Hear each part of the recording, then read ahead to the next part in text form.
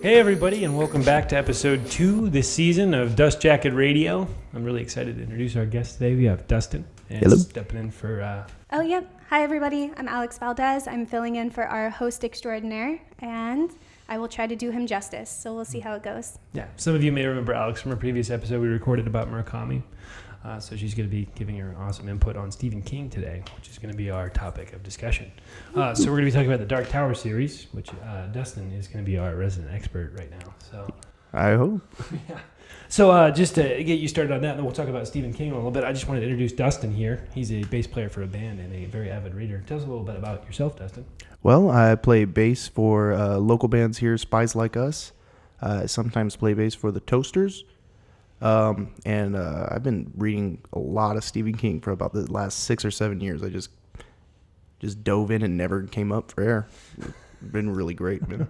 It's been a great ride. Good Yeah. journey. Yeah, especially with the way that Dark Tower is set up and the way that all his other works kind of tie into it. I really love finding the little connections there. It's a really nice little nerddom that I found for myself. There you go. There you go. Yeah, he's written 64 books, Yeah. Stephen King, in his 32 years of writing now. Yeah, I don't think I've gotten all of them, but I'm making a dent. You're working on it. I'm working on it. It's a progress. Yeah, so I mean, Stephen King's gosh, when you look at, I obviously did some research on Stephen King before we got started. Mm-hmm. And his first 5 books are, they include, let's see, I'm trying to remember the order now, but you have The Stand. Yeah, so I think it was, let's see, Carrie. Carrie was the first one. Yep. You're right. Yeah, which I thought was set up great. It blew my mind how thin that book was. Just ugh. Yeah, I know, right? And then you had The Shining almost right after that was, I think, his third one. And then The Dead Zone. The Dead Zone. Firestarter, I think, is in those top 5. And then that collection of short stories, Night Shift? That sounds right. Yeah. Yeah. And then he had, in the 80s, he had It, and tons of iconic stuff that we now know. And even that early stuff. Tie-ins to the Dark Tower. Yeah, and then the Dark Tower came out in 1982, I believe was the first time he published it. He'd been working on it since he was 19. Yeah. And then that was in 1982. He didn't finish the series until 2005 or 6, I think. Yeah. Was the last book came out, the 8th book. Well, it depends on what you mean by finished, because... Well, I'm sorry, not finished, but he released the last volume in the 8 that he wrote. Yeah, Wind Through the Keyhole, if you want to count that one, because that one's kind of a standalone. That's a 4.5. That's 4.5. Yeah, okay, and that was in 2012 he released that. Yes. One. Okay. So, I think you can count the series as done with the 7, with ending with, book 7, Dark Tower, and excluding Wind Through the Keyhole. Mm-hmm. So it kind of depends on what you want to call finished. Okay, well we'll discuss that in a minute. Yeah. But okay, that's good. So 4.5. He does another one in the late. So, but gosh, Great I remember reading up on some of the stuff. If you like in 1999, he had a car accident. I don't know. It's pretty famous. He got hit by a car when he was going on a morning walk. June 19th, 1999. So yes, any The Stephen day King will live fan, in infamy. Yes. Yeah. He actually a little bit of fun trivia. He actually bought the car that hit him. Really? And had it crushed, if I remember correctly. Just some justice, some street justice. Well, he didn't want somebody to profit off selling it at auction. And he didn't want it going around because he knew it was going to be worth a lot of money. So he just bought it flat out and just destroyed it. Can you imagine somebody buying that car and then just like seeing it go down the road, like somebody driving it around just... Well, I mean, geez, I wouldn't ride it around. I'd keep it. It's going to be a piece of history. Like, this is the car that hit Stephen King. Like, Dark Tower fans everywhere were literally freaking out when they heard that he was in the hospital. Yeah. I remember because I hadn't finished the series when I had found out about that. And for like maybe about 10 minutes there, I was like, was this recent? Did he just do this and he didn't finish writing it? Like, Sorry, I'm laughing. Yeah, it was a scary few minutes. But Yeah, so. No, but I had a friend right there. He's like, no, it's cool. It's done. He's fine. He can get hit by all the cars he wants to now. We're good. Okay, yeah, well, geez. Oh, man. Well, yeah, speaking of the Dark Tower, can you, for somebody that's never really picked this up, they're kind of familiar with it, can you give me an elevator spiel about why I should read it? Because I've heard so many good ones, but where, for the novice getting into Stephen King, what makes this a good starting point? So, the great thing about the Dark Tower, I think, is that it's got so many different things going for it. It's, so you've got, obviously, it's an adventure story, right? There you go. It's there's a lot of horror in it because what you would expect from Stephen King, but not as much as you would expect when you just see the name Stephen King on it. It's much different than from, let's say, like a Salem's Lot, which is a straight up horror novel. It is great. If you haven't read that one, check that one out too. But the great thing I think about it is if you're a Stephen King fan, movies, books, whatever, and you haven't read The Dark Tower, you're going to read it, and there's so many different tie-ins to all of his work that you're going to see little elements of, let's say, It. You're going to find little reference to It. Not a big thing, not a whole chapter dedicated, just a little bit, but it's going to make you, or at least it made me like, oh, I know where that is. That's, it made me geek out just a little bit. And that's in like kind of a post-apocalyptic setting, right? Yes. Okay. So yeah. Well, like a brief summary of what's going on in the world. What is that? So think of the world of the Dark Tower is our world, right? Mm-hmm. But just way, way, way in the future. Okay. So our technology now, further to where we have like the positronic brain. Gotcha. Kind of like from Asimov. Mm-hmm. Okay, is it dystopian? Is it like that dysfunctional future, or is it just straight? So this is basically what happened is that world ended, and then everything went back to like this feudal system, but they still had, the technology just laying around. So kind of like in The Stand, all this, weaponry is just laying around for whoever wants to pick it up.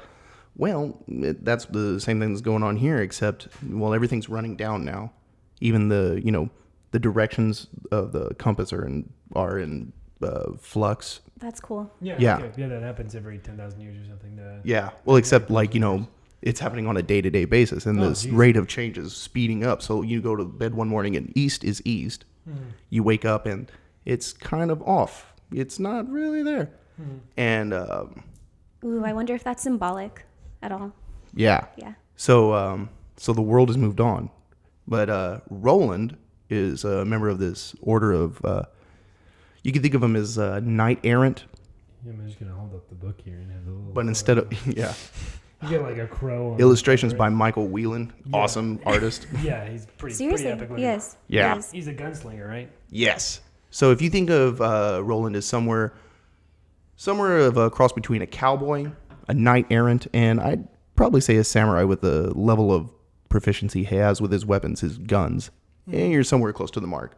Yeah, he's kind of like a Ronin, and he's a wandering warrior. Right? Exactly, except he very much has a purpose. Mm-hmm. Oh, yeah, okay. And his purpose is to reach the Dark Tower, which is the nexus of all worlds. So not just this world, it's not just the linchpin of this world, it's all possible universes. The tower is the linchpin of all existence. And if that thing goes down, we all go down. So, which obviously begs the question, what is the Dark Tower? Why? Why is that thing that? So, in addition to the novels, there are comic books, and they kind of go into that a little bit. But those aren't necessarily written by Stephen King. He approves the stories, but so I don't really know how to take that. You know what I mean? Because it's like, does he kind of go, that's fine, whatever. What is it? Oh, okay. Maybe he gives him bullet points. Is that what you're saying? Yeah, that's what I would love to sit in on one of those on one of those meetings and just kind of be a fly on the wall. I had heard that he used a ghostwriter on one of them, and at least given him the bullet points. Have you heard anything about that? No, I haven't. Oh, okay. Yeah, I was reading online where he was a ghostwriter for a period for several other authors. Okay. And there was this whole like trail of breadcrumbs he led to other people to figure out who he was because he used is this the Richard Bachman books? Yeah, he was using pseudonyms for certain. Yeah. Books. Okay. Which is just so cool, by the way. Like, I can be this awesome, and you really don't need to know who I am yet. Yeah. I will reveal myself eventually. Yeah, and those books are great, I hear. I haven't read any of them yet, but I hear, like, The Long Walk by him, by writing as Richard Bachman, was really great. Mm-hmm. Yeah, but I had heard that he used, like, a ghostwriter potentially in the last two. Really? It was hinted at. But he definitely had creative influence on it, but... He just was like, I got other stuff I'm working on. Here's what I want to happen with this story. I'll let you guys handle it. But I don't know. That's rumors. He's not going to go flat out there and say it. But, yeah. Anyways, I'd be curious. Did you notice a stylistic change as you got towards the end of the series, or? Yeah, especially since it took place. I can't imagine just thinking back my writing style when I was 19 and where I'm at now. It's just amazing trying to figure out how it all jigsaws together. And not to mention the difference in writing style, but just all the characters becoming more and more fleshed out. And I think it kind of, that's why I always say, like, when people are asking me about reading order, we talked about a little bit about there being like a 4.5 that kind of goes right in the middle of the series. Mm-hmm. But I always tell people, when you're reading it for the first time, read it in publication order, because you finish the first 4 books and the characters are there. I mean, they're obviously there, but maybe the world isn't as fleshed out. And then you get this 4.5 and everything is so in focus. Like, this world is just all there and he's just, showing you what's going on. And then you go back to book 5 and it doesn't really feel like it's all quite in focus anymore. So it's a little disconnect. Interesting. Yeah. Well, keep in mind also that I think during the first 3 books that he published, he was heavily on drugs and alcohol. Yeah. In the 80s. In fact, Rock and roll.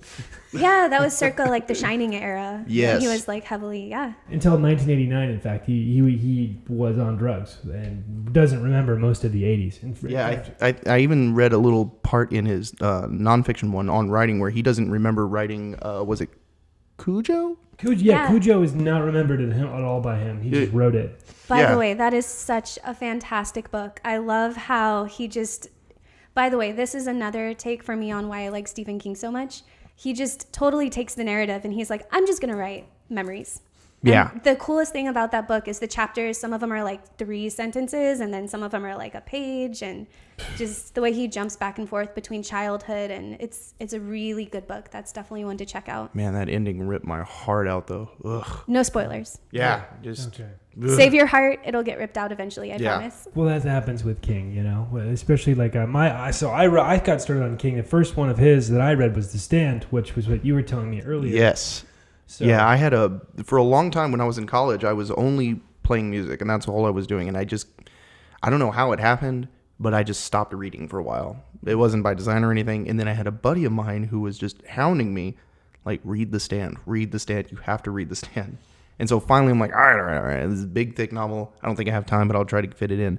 And I just got sucked in. And for the longest time, I thought that I didn't like Stephen King because I'd started reading Pet Sematary when I was, real young. And I was like, this novel is taking forever to get started. Like, man, come on. And, sucks for me. Yeah, no, The Stand is fan-flippin-tastic. Yeah. Actually, I have a first edition hardcover of that thing. Wow, that's cool. That's awesome. Yeah. Yeah, I'd like to see that sometime. Yeah, well, hey, I've also got a first edition of Salem's Lot too, with the whole misprinted dust jacket. Okay. Awesome. But anyway, so I finally finished reading it, and of course I'm losing it. I'm like, dude, that was amazing. Just sorry to interject real quick, but just so they know, The Stand is a post-apocalyptic. Actually, takes place during the apocalypse, where this super virus gets loose from a military facility, and society crumbles, falls down. It's a super bug that kills people in like 3 days, and it spreads. Literally, you could walk into a room and give it everyone in that room this super flu. And anyways, it's an interesting premise, and shit gets weird, but yeah, it's heavy, man. But and actually the main bad guy in that book, Randall Flagg, is also one of the main characters in the Dark Tower. Okay.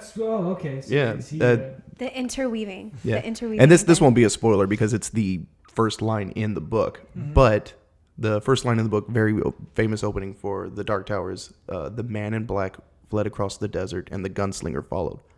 Randall Flagg's the man in black, man. what? Heavy. That's so cool. Oh. That is so cool. You think that's cool? Later in the series, so good. So anyway, Damn it! I can't spoil it.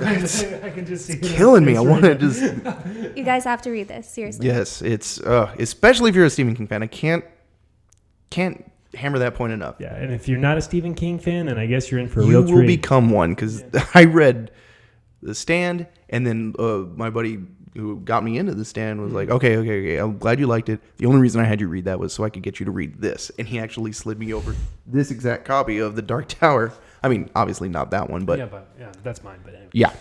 And he was like, because he's like, he was on, I think, like book 6. And he's like, because I need somebody to come with me on this. Oh I my have to God. talk to somebody about this. That's so, it's like the gateway drug of Stephen King. Yeah. Like here.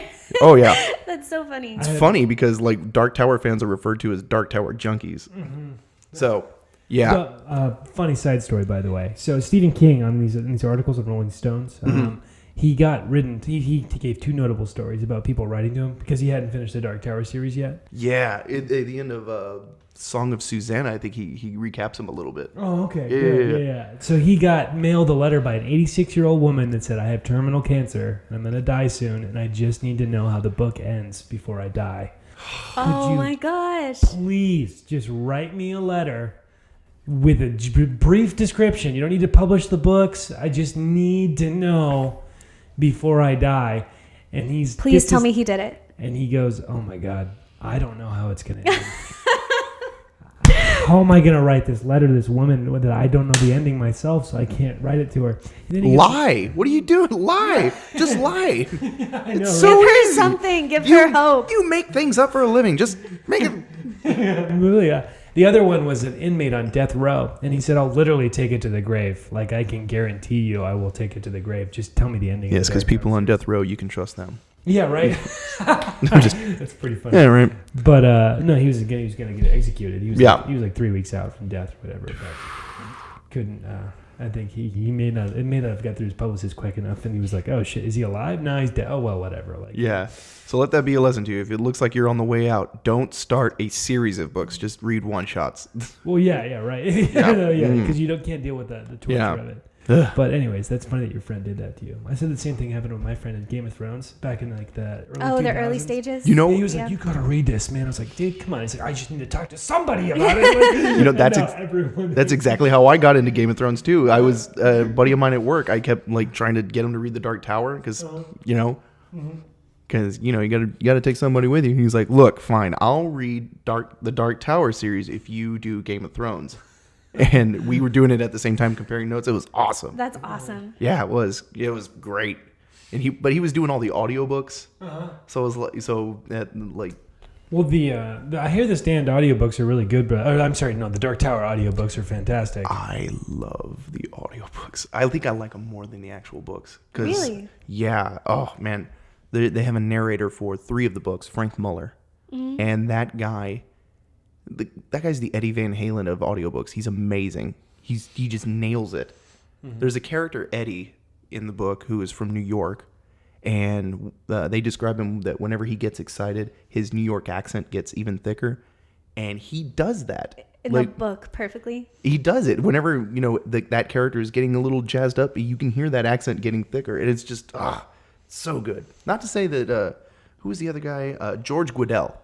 Is the guy who reads the rest of them. George Goodell does them. Yeah, he's a famous. He's super audio- famous, yeah, too. Yeah, he does a lot of the classics. George Yeah, Goodell. I actually just got his reading of Gilgamesh. Oh, okay, yeah. Oh, yeah, okay. talk about heavy. Actually, speaking of heavy, you made a music reference too for Eddie Van Halen. Yeah. So, question: Stephen King in his book on writing talks about he was in a band with other writers. Yes. Do you think that there is an intrinsic link between good writing and music? Do they connect or at all? As a musician, Coming from the standpoint of a musician. I think there is, but only because there's that deep underlying connection between all different kinds of art. And really, and this is obviously just my opinion, but I think really what that is just staying honest, especially as a songwriter, you know? And not just honest in terms of lyricism, but honest in terms of, you know, let's say as an instrumentalist, how far can I take this? Is this really something new that I'm working on here? Or am I just being kind of self-serving? Am I just, hitting a baby with a cat and calling it art? Am I really trying? But, and like he says on writing, you have to tell the truth. But the cool thing about fiction is that you don't have to let reality get in the way of the truth. Yeah. Yeah. That's a great answer.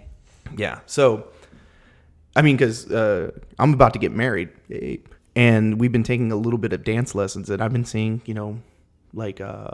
connections between dance theory. I guess theory? Can you call it theory? Yeah, I've had like 2 lessons, so I'm not. You can call anything theory, honestly. Yeah. But, dance theory and music theory, or, in terms of the mechanics of playing. And so I really think that there are these deep underlying currents that just go through all different forms of art.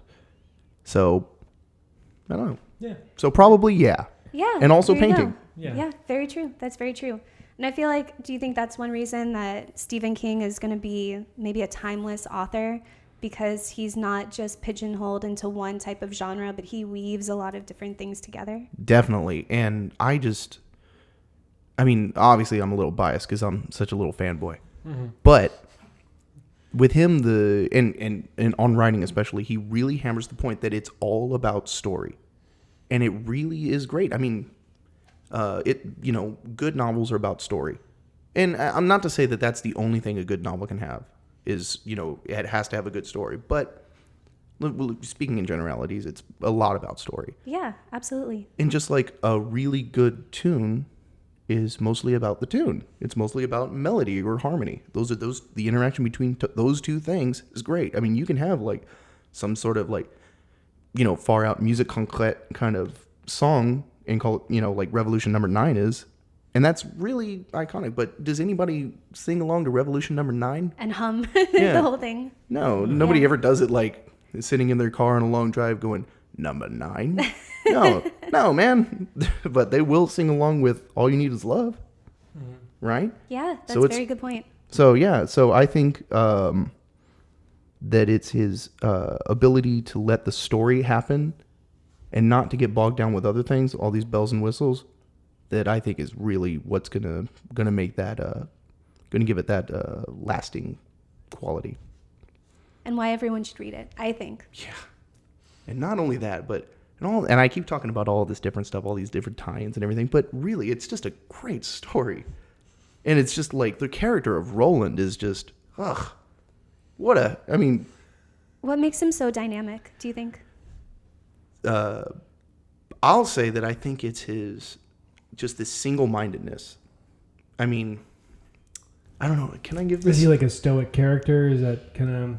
Is that what you're trying to say? Or no, it's more of that he's self-aware enough to know that he's not a good guy because he's saving all of existence, but the way that he goes about doing it is doing what needs to be done, and that's some not nice stuff. And I don't think this is really a big spoiler. Because it's kind of it's pretty well known, and they kind of give it away early in the first book. But he has a kid named Jake with him, and he's traveling and trying to catch up with the man in black, and he lets Jake die because the man in black forces the decision on him: choose between Jake and maybe building a life with Jake, and maybe having him be a son to you and a chance for redemption, or sell your soul and keep going after the Dark Tower. Wow. And he, without hesitating, chooses the tower. That's amazing. But that goes back to that honesty that you're talking about, too. Yeah. And, I know Stephen King, I forgot where he wrote it, but he stopped writing for a while because he didn't like Roland. He didn't like that character. He's kind of a jerk, I mean, the guy that would kill a kid, I think jerk's probably the nicest thing you could say about him. Wow. That's amazing. So you create this character and you develop it and put all of this stuff into it, and then you just get to this standstill. Yeah. And then being honest enough to say, I don't like this guy. And I mean, think about what that says about the character, that he obviously has a life of his own. You know, because That's amazing. you could just make him nicer. No, because that wouldn't be honest. So yeah, there's an honesty in that, and then also just, I mean, and also he's just a badass. I mean, guys, you know, I'm a sucker for a good, you know, for a good ass kicker, and he's definitely that. There you go. So yeah, and then, but if I'm being honest, my favorite character is Eddie, is one of the other people that you meet in the book, and because he's a smart ass, but he's also, you know, this murderer, you know. Oh, really? Yeah. Well, I mean, he's a murderer in the sense that, you know, like that he's a, you know, he does what he has to do. He's a good guy, Okay, right? He's okay. a good guy, but he will kill your ass. There you go. You know what I mean? Okay. But he's, you know, he's got that kind of mouth running at both ends kind of thing going on. I dig that. And it's such a counterpoint to Roland being so laconic, you know, and just really tight-lipped. And it's love that counterpoint. So the characters really come alive. Oh God, yes. Oh, yes. Do they change a lot over the course of the series? I wouldn't say change. I would say they come into sharper focus. Interesting. You know, it's the sense of, you know, it was always there, but now you just know a little bit more about them. It's like somebody's like, that you find out like some fact about, like, oh, I didn't know you played harmonica. Oh yeah. So now you just know a little bit more about them. And that makes it feel even more real. And personal. Yeah. Too. So as Roland goes through more in the story, by the way, you don't think that he changes at all? He just he's the Oh, same character? he definitely changes. But the thing about Roland is that, you know, those changes that happen to him are all kind of surface things. Like when you meet him at the beginning of the story, he's kind of incapable of love. Mm-hmm. Like, cause he's, you know, been alone on his own. He's, you know, his business is, you know, he has that great line, "Mister, we deal in lead." That's what he does. He's not here to be your buddy. He's here to save you. And if he has to punch you in the face to do it, he's going to do it. But at the end, he has, you know, his group of friends that he's traveling with, which are, you know, more of a family. And yeah, he grows to love them. And but he never loses the tower. He never, loses focus from the tower at any point. And I just really think that's cool. Because, you know, it's... what a hero. Sorry. I don't even know how to say it, man. It's just cool to have somebody so focused and just like getting it done. And you're literally throwing the devil at him. Mm-hmm. And he's still that focused. Yeah. And not even breaking everything going. Just this slow plodding. You can't stop it. Nothing you can do can stop it. And he's coming. The freight train. Yeah. That's so cool. Yeah, but the freight train on first gear just plowing through. Good stuff all around. Okay. Would you be able to compare him to any other heroes that you've met, kind of, or is he a breed all of his own? Is he like a Jack Reacher / man with no name from the Clint Eastwood, like? Well, you know, it's trilogy? Interesting you mentioned that because originally Roland was inspired by the man with no name. Oh, okay. Which is great, but you know, obviously he turns into his own character. But I think the best sense that you can get of Roland as a character by watching other things would probably be through samurai movies. Okay. Oh, cool. So Seven Samurai, kind of old. As a matter of fact, there's an entire...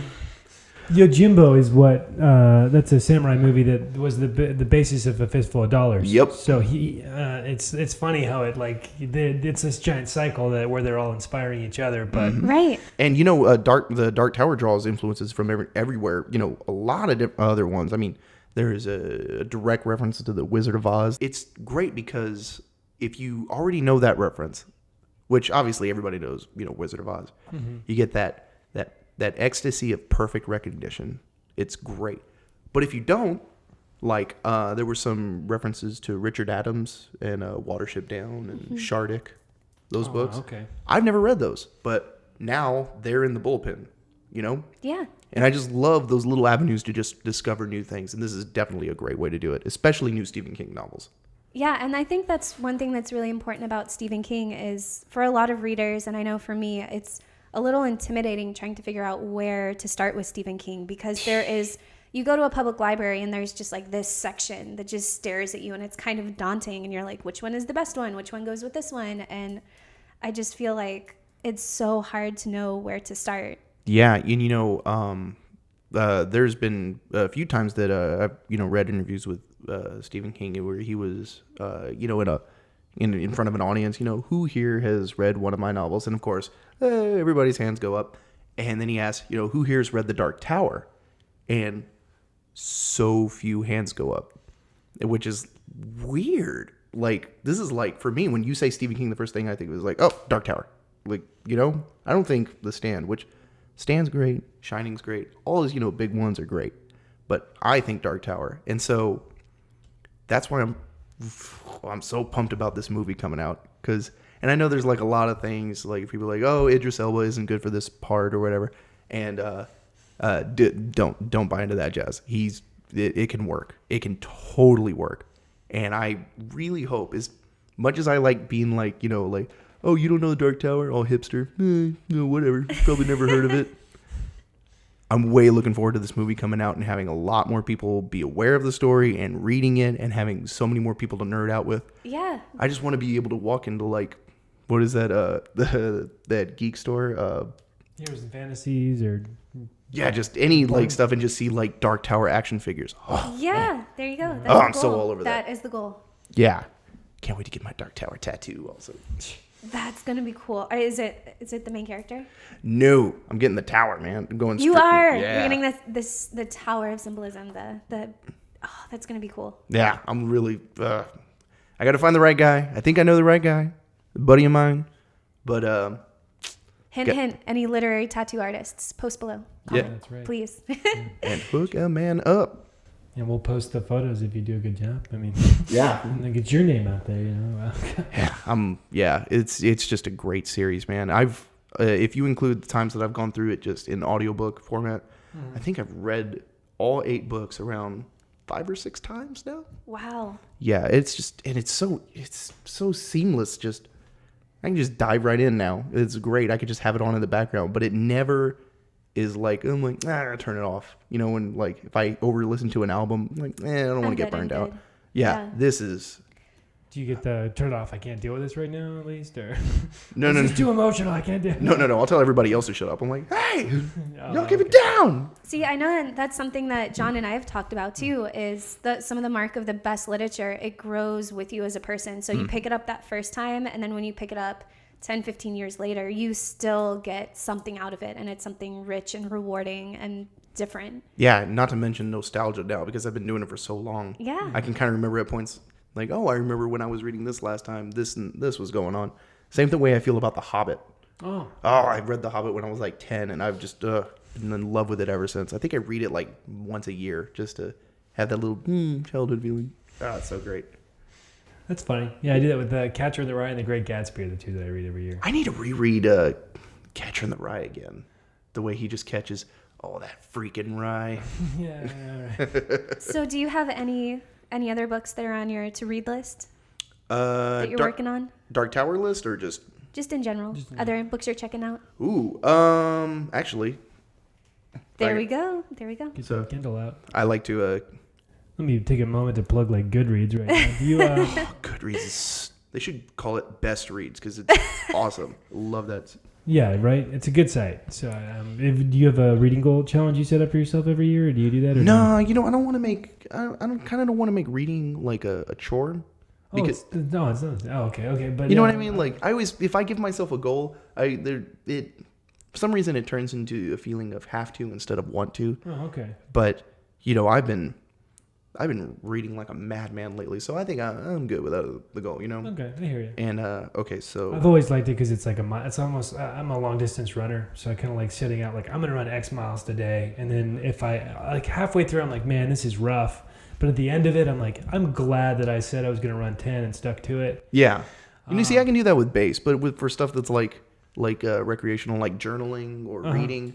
I like to just freeform, man. It's cool. Just the jazz guy in me, man. We don't need no sheet music, man. We just go.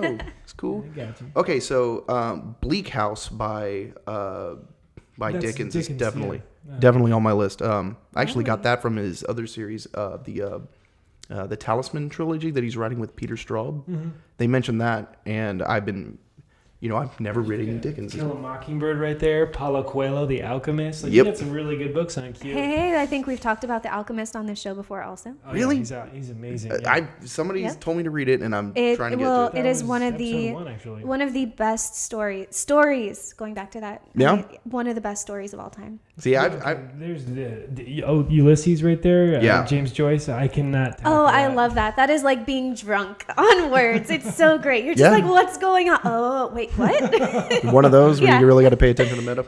Oh man, Yeah, it's and great. then It's nonstop with that one. Anyways. And then Heart of Darkness has been on my list for way too long. So apparently, if you watch Apocalypse Now, I don't know if you're not supposed to watch it till after or before, but it's the same thing. Oh, don't tell me that. It's Conrad, right? Yeah. Okay. Yeah. Yes. It's vastly different. It's the video. It's like, but he takes the Heart of Darkness is what Apocalypse Now is based off of. And man, I'm still gonna do it. It's a short enough Yeah. book, but the one I'm actually a little bit I feel a little daunted by is Infinite Jest. And I have a lot of friends Oh who my gosh, yeah. everybody is Yeah. like, they're like, man, you gotta be like reading nothing else when you read that book. You gotta just dive in. It will absorb you. Yeah. Yeah. And I just every time I get to it, I'm just like, I don't know if I'm ready for this right now. And then I hear like somebody call him like the voice of our generation, and I'm like, can you imagine the pressure of an author being called that? Like, holy shnikes. Yeah. Just don't ever refer to me as the voice of anything. Just let me do what I'm doing and just Sounds like a bass guitarist would say that. Yeah, man. That's why I stopped being a trumpet player, picked up the bass, man. I don't like soloing. I'm a background guy. That's what I like. I dig. I got you. I'm just making fun of it. Yeah, man. No, we're used to it. Yeah, okay. Bass players, we're used to it. Anyways, man. So it sounds like that's about pretty much a wrap. I Cool, think. man.